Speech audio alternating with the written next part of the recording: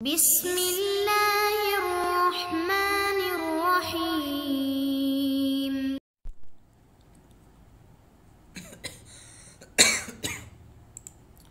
اعوذ باللہ من الشیطان الرجیم، بسم اللہ الرحمن الرحیم، وبہ نستعین۔ ہماری گفتگو کفایت الاصول کے حصہ سوم میں ہے، اور حصہ سوم میں بھی خاتمہ میں بھی اجتہاد کی بات پوری ہو گئی، تقلید کے بارے میں گفتگو ہے۔ تو الحمدللہ ابھی آہستہ آہستہ ہمارے ایک دو درس میں یہ کفایہ پوری ہو جائے گی۔ گفتگو اس چیز میں چل رہی تھی کہ ہم مقلد ہیں، مجتہد مقلد ہے۔ آیا تقلید کے لیے مجتہد کا زندہ ہونا شرط ہے یا شرط نہیں؟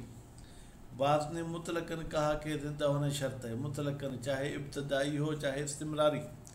بعض نے مطلقاً کہا کہ حیاتی شرط نہیں ہے۔ بعض نے بدوی میں حیاتی کو شرط قرار دیا، استمراری میں حیاتی کو شرط قرار نہیں دیا۔ اب وہ لوگ جو کہتے ہیں کہ بھائی میت کی تقلید جائز ہے، ان کی چار دلیلیں ہیں۔ ایک استصحاب ہے، اور اطلاقات اخبار، سیرت اور دلیل انسداد۔ تو استصحاب کے بارے میں ہماری گفتگو چل رہی تھی۔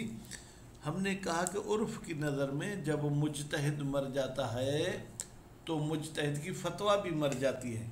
اب آپ استصحاب کرتے ہیں اس کے فتویٰ کا، تو وہ تو مر گئی، موضوع ہی باقی نہیں۔ جب موضوع باقی نہیں ہے تو پھر آپ استصحاب کیسے کریں گے؟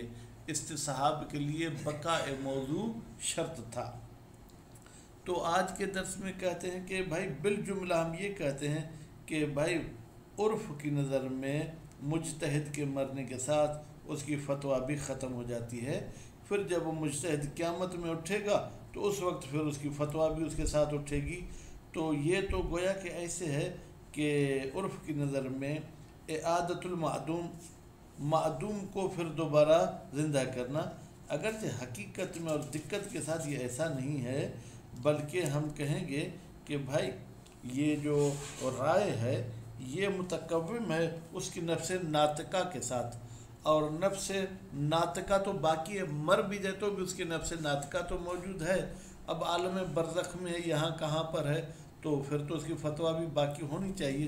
تو بہرحال اس استصحاب پر ہم زیادہ گفتگو نہیں کریں گے، مزید ہم اس کی وضاحت جو ہے کیا ہے وہ عبارت میں کریں گے کہ جی ہاں ہم اس استصحاب کے ذریعے جواز کو ثابت نہیں کر سکتے ہیں۔ اس کے بعد پھر کہتے ہیں آپ نے یہ جو فرمایا کہ اگر مجتہد صاحب کی ذہنی کیفیت ادھر ادھر ہو جائے، اس کی اگر جو ہے کیا ہے جناب کیفیت میں کوئی تبدیلی آ جائے تو بھی اس کی آپ تقلید نہیں کر سکتے ہیں۔ تو یہ تقلید ابتدائی کی بات تھی۔ استمراری میں ممکن ہے کہ ہم کہیں کہ بھائی ہم جس چیز کا استصحاب کرتے ہیں وہ اس رائے کا کرتے جس پر میں عمل کر چکا ہوں۔ اب جس پر میں عمل کر چکا ہوں وہ تو یقیناً ابھی بھی موجود ہے میرے عمل شدہ، تو اس حساب سے میں اس پر استصحاب کر کے اس تقلید پر باقی رہ سکتا ہوں۔ جملہ بالجملہ یعنی خلاصہ اس استصحاب والی دلیل کا، یکون انتفاء رأی، ہو جائے گا مجتہد کی رائے کا ختم ہونا، بالموت، موت کے ذریعے، بنظر العرف، عرف کی نظر میں۔ کیوں؟ بے انعدام موضوع ہی، اس لیے کہ اس رائے کا موضوع ہی ختم ہو جائے گا۔ وَيَكُونُ حَشْرُهُ، اور پھر ہوگا اس مجتہد کا اٹھنا، کب؟ فی القیامت، قیامت کے ساتھ، خوب تو لازمی اس کی رائے بھی ہوگی۔ انما ہوا، بتحقیق یہ مجتہد کا اٹھنا اور اس کی رائے کا اٹھنا، من باب اعادۃ المعدوم، یہ ایسے ہے کہ جیسے کہ ایک چیز معدوم ہو چکی تھی پھر اس کو دوبارہ جو ہے کیا ہے لایا گیا ہے، اس کو پیش کیا گیا ہے۔ وَإِن لَمْ يَكُنْ كَذَلِكَ حَقِيقَةً، اگرچہ حقیقتاً اعادہ معدوم نہیں ہے لیکن عرف کہتا ہے، لِبَقَاءِ موضوع ہی، بھائی اس لیے کہ اس رائے کا موضوع باقی ہے، وہ موضوع کیا تھا؟ النفس الناطقہ، نفس ناطقہ ہے. یہ جو آپ کہتے ہیں نا الانسان ما ہو، اس کے جواب میں کہتے ہیں حیوان الناطق ہو. الباقیہ، وہ نفس ناطقہ ختم نہیں ہوتی ہے حال الموت، موت کے وقت. کیوں؟ لتجرد ہی، اس لیے کہ یہ جو نفس ناطقہ ہے یہ مجرد ہے. اب پھر بسیط مجرد کی بات کرنے میں پھر وہ دقت مجھے بھی ہوگی، آپ کے بھی سمجھنے میں ہوگی. تو بہرحال کہتے ہیں کہ یہ نفس ناطقہ جو ہے کیا ہے، یہ تو برزخ میں موجود ہے. خوب، جیسے کہ رسول اکرم کا بھی فرمان ہے، خلقتم للبقاء لا للفناء، تم لوگوں کو بقا کے لیے خلق کیا گیا ہے، فنا کے لیے نہیں. یعنی موت فنا نہیں کرتی. برحال وقد عرفت، اور آپ پہچان چکے، فی باب الاستصحاب، باب استصحاب میں کیا پہچان چکے؟ ان المدار فی بقاء الموضوع، بتحقیق کہ وہ چیز جو معیار ہے موضوع کے باقی ہونے میں، وہ عدم ہی، یا موضوع کے ختم ہونے میں، وہ العرف، وہ عرف ہے. دقت اور جو ہے کیا ہے، حقیقت کو مد نظر نہیں رکھا جاتا ہے. اور آپ نے پہچانا کہ عرف کہتا ہے کہ بھائی اس کے مرنے سے موضوع ختم ہو گیا ہے. خوب، فلا یجدی بقاء نفس، تو نتیجے میں اس نفس ناطقہ کا باقی رہنا کوئی فائدہ نہیں پہنچاتا ہے. کس میں؟ استصحاب میں. عقلی طور پر تو وہ باقی ہے، بصحت الاستصحاب، کہ ہم کہیں کہ استصحاب کرنا جو ہے کیا ہے وہ صحیح ہے. عدم مساعدت العرف علیہ، جبکہ عرف مدد نہیں کرتا علیہ اس بقائے موضوع پر. یعنی عرف کی نظر میں موت کے ساتھ موضوع ختم ہو گیا.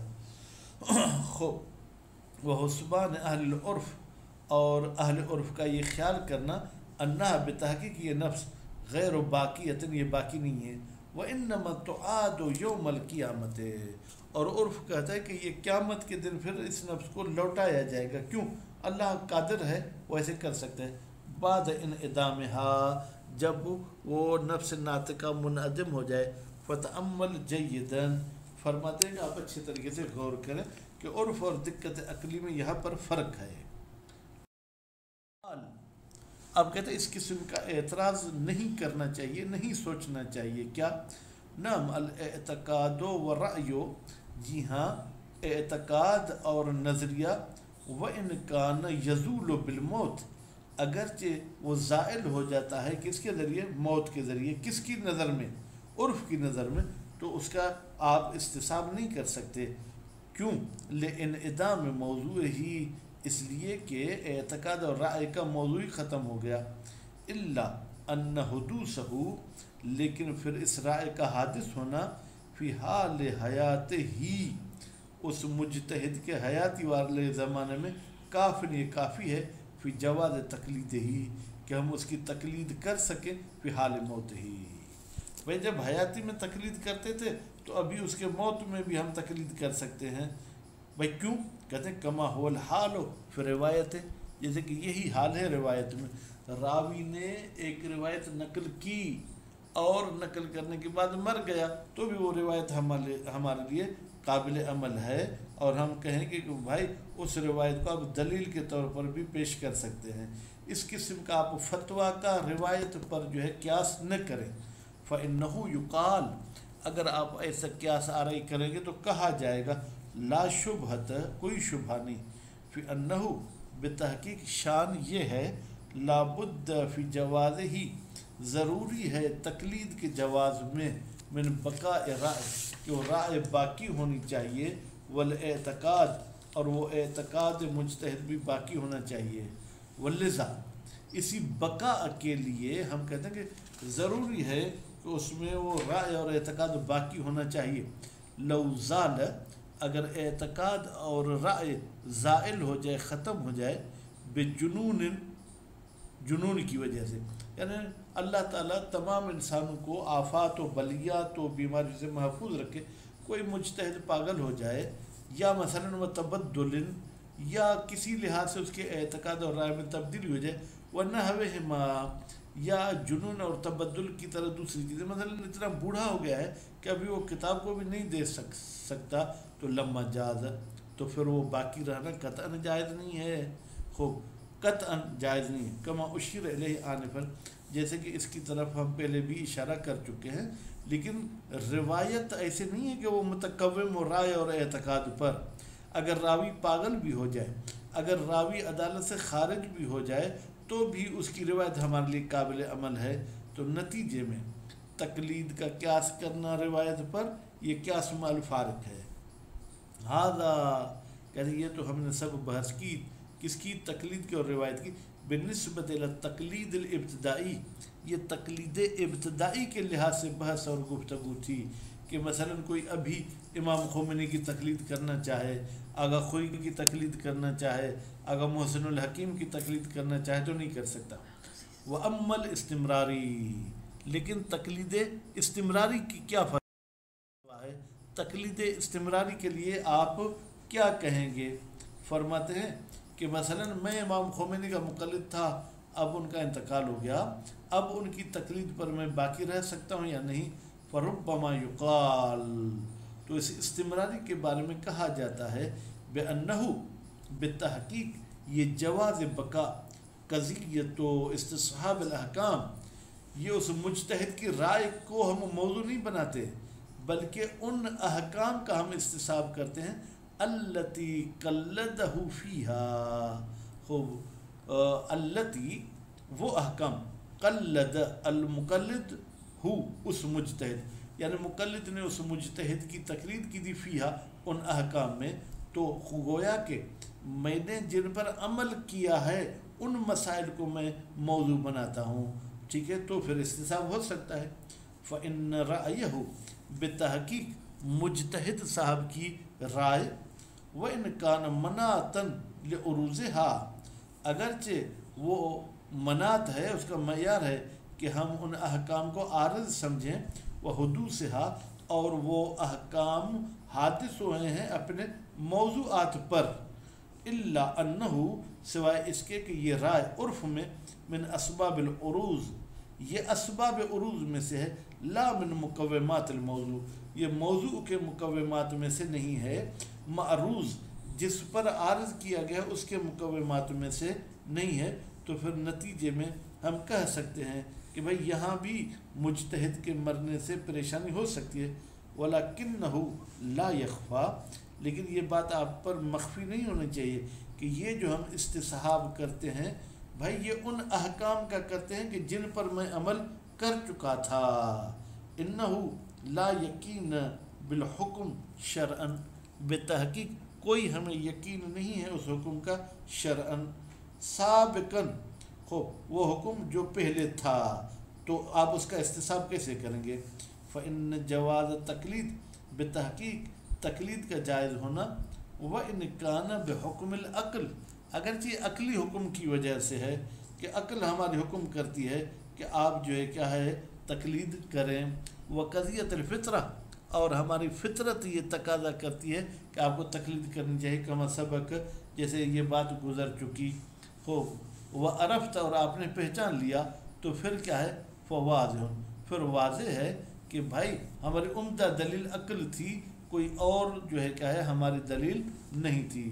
فإنہ، بتحقیق یہ عقل صاحب، لا یقتضی، یہ تقاضا نہیں کرتی، ازید من تنجز ما اصابہ، یہ زیادہ سے زیادہ یہ کہتی ہے کہ منجز ہونا چاہیے کہ مجتہد نے جو فتویٰ دی وہ ٹھیک ہے، من تکلیف والعذر، اور اگر حقیقت کے مطابق نہیں ہے تو پھر مجتہد کی فتویٰ مؤذر ہوگی فیما اخطأ، جہاں وہ خطا کرتا ہے۔ خوب، تو یہ اس بات کی تقاضا کرتی ہے، تو یہاں پر ہم کہہ سکتے ہیں کہ منجز اور مؤذر ہو سکتی ہے، وہ واضح، فرماتے ہیں، اور یہ بات بالکل واضح ہے۔